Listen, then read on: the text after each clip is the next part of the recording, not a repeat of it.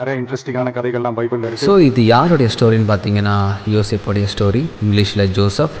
So யோசேப்புடைய brothers, சொந்த சகோதரர்கள் அவனை குழியில் தள்ளி அவனை அடிமையாக எகிப்து தேசத்துக்கு வித்துடுறாங்க. அந்த நாட்டில் கிட்டத்தட்ட அவன் 10 வருஷம் அவன் அடிமையாக இருந்தான். அதுக்கப்புறம் அவன் மேலே ஒரு பொய்யான குற்றச்சாட்டு வருது. அது என்னதுன்னு பார்த்தீங்கன்னா, அந்த நாட்டோட அதிகாரியினுடைய மனைவி அவனை தவறான செயலுக்கு அழைக்கிறாங்க. ஆனால் அவன் நான் இப்படிப்பட்ட தப்புலாம் செய்ய மாட்டேன்னு அங்கிருந்து ஓடிடுறான்.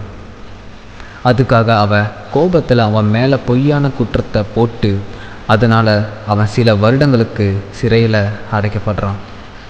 ஸோ ஒரு நாள் அந்த நாட்டோடைய ராஜாவுக்கு பயமுறுத்துகிற கனவுகள் வருது.